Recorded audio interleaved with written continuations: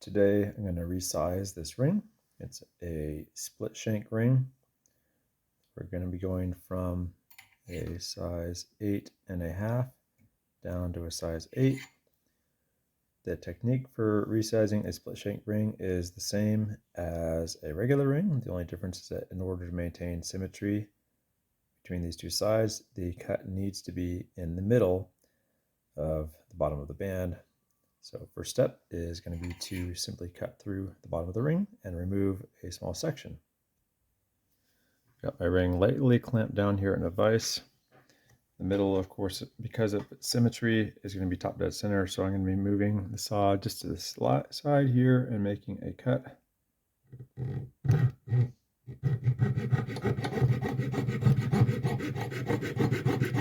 Once I'm partway through, I'm going to actually make the other cut over here, because once I have finished cutting all the way through, the ring will get pretty wobbly. So by doing both cuts at the same time, I keep the ends from bending around as I'm cutting. I'm using a number 3 saw blade here. I could easily go with a number 2 or a number 1.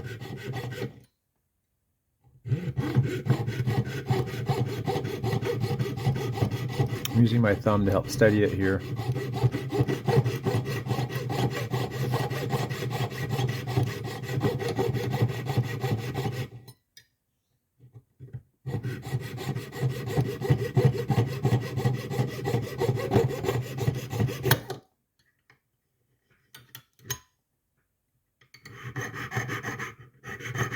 You see it wiggles around a lot once you've sawn through, so because I am right-handed and I use my left hand to steady, I'm going to flip this around so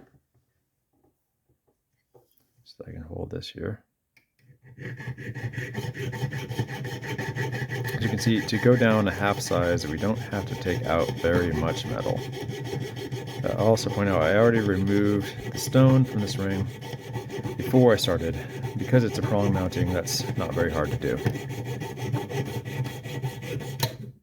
There we go.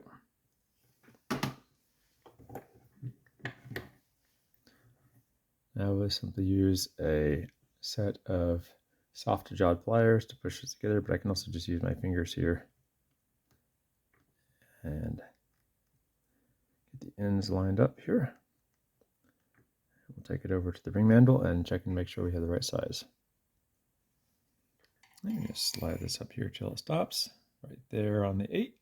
So that's good. I usually like to stop, if you can, like a little bit more below the size you're aiming for, because once you're done soldering, you're going to be cleaning up the inside, which will reduce the size a tiny bit, or sorry, enlarge the size a tiny bit. So that's good for what we're working for here. So go ahead and solder. I apply some flux to the joints here.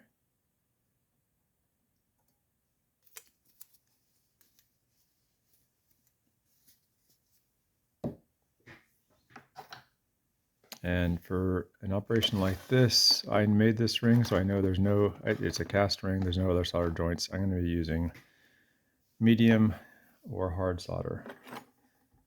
Either one would be fine.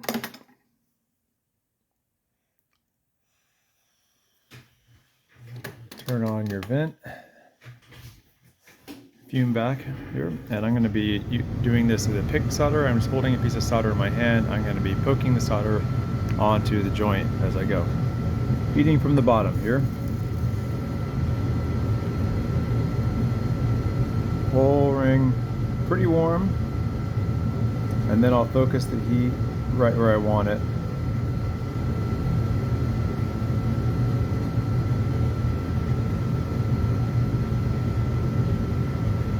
Little dab there, little dab there, done.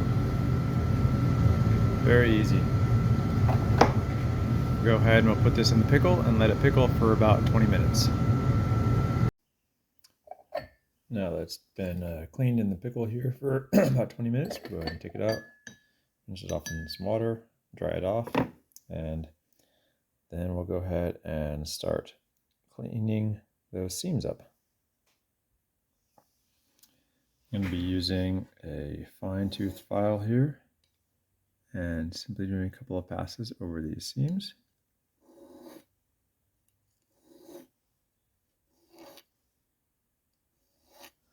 This one has a smooth side, so I can just use my thumb here as a guide. And progressively I'm tilting it from this side and around as I go around the band here. I'll do both sides.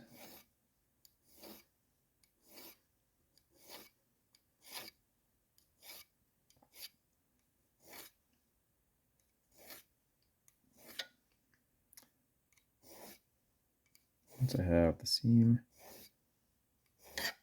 point where it's no longer easily seen, then I'll simply go ahead and use finer grits of sanding wheels and polishing compound, buffing wheels to go ahead and get this shiny again. See here now, seam pretty much filed out on the outside. So we're going to go ahead and chuck in this is a 240 grit sanding band here, and we'll do the inside.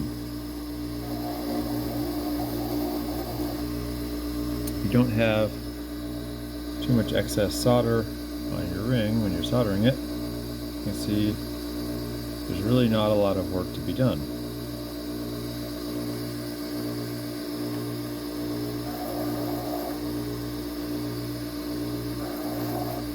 Go ahead and use this here to fine-tune my filing.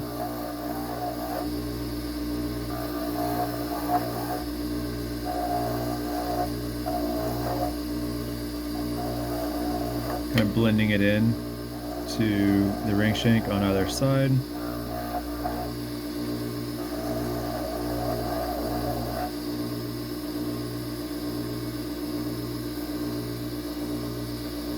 Now we can see that the seam has completely disappeared on both sides, so I'm ready to go ahead and polish.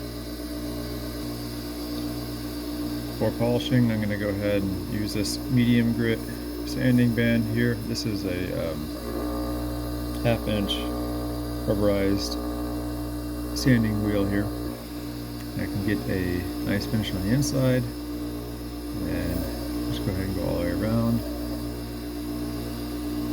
And I'll do it on the outside here.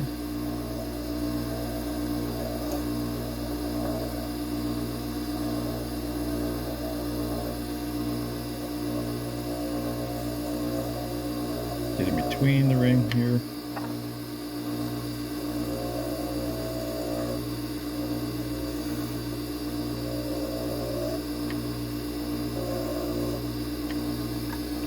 Now we're going to take it over to the buffing wheel and use some buffing compound to get this thing nice and clean.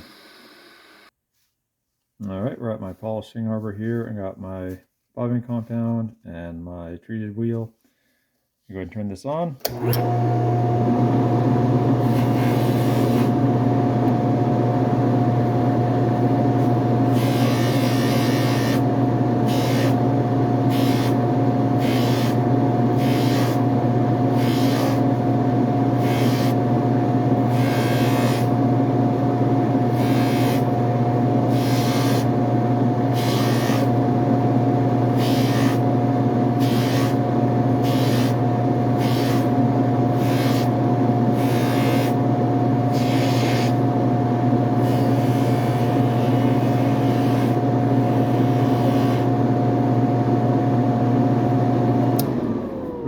Here I want to point out, whenever you're polishing with prongs, as you're polishing around this way, stop well before the prongs get here, because if you go any farther, this wheel is going to come down because it's spinning this direction. It's going to catch these prongs and tear this ring out of your finger or tear a prong off.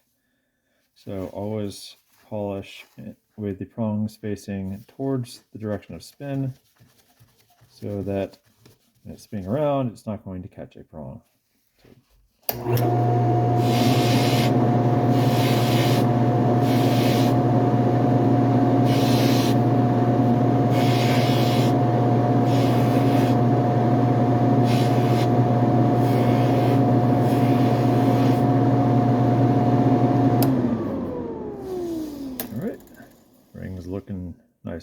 polished here, but we can go a step further. We still need to polish the inside of the band and do a final polish all the way around. Back over here, I've chucked in a felt wheel, and I use the same bobbing compound as I did before, and we're going to do the inside of the ring.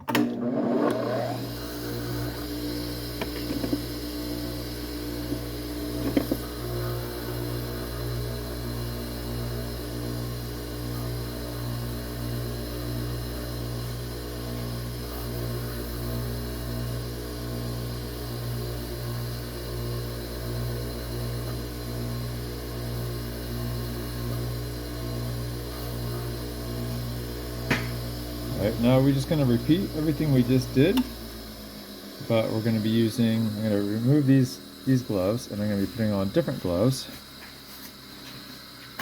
and we're going to do the same thing now with a different set of wheels and our final polish. Alright, so these are the gloves I'm using. They're kind of a greenish color. They're a biodegradable nitrile glove, and I've actually been reusing these same gloves here now for about 2 weeks, and they still haven't developed any holes in them, so you can get a lot of mileage out of these. So I do recommend them.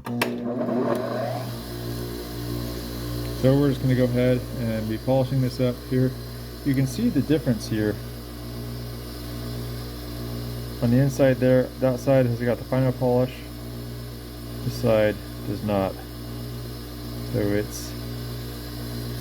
you definitely want to go that extra mile and use some final polishing compound, because the bobbing compound is great for getting it smooth and shiny, but I use you can't read the label anymore. This is blustery, and it's a really high quality metal polish, great for silver and gold. So once I'm done on this side, I'm going to go ahead and polish the outside on the other wheel. So this is my polishing wheel. It is a different wheel than I use, so you don't want to mix polishing compounds. One wheel for each polishing compound, and in fact I have this one dedicated on this machine, so I don't have to be constantly switching wheels out. It saves me a lot of time.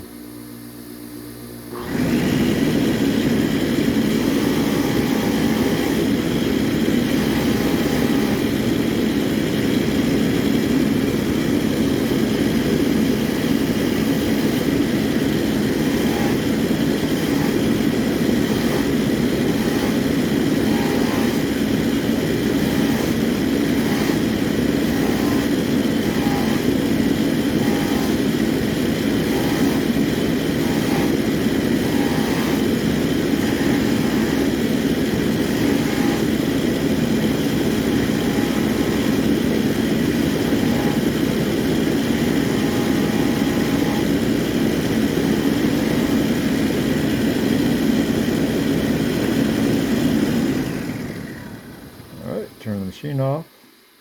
Now I've got a nice mirror polish on this thing all the way around.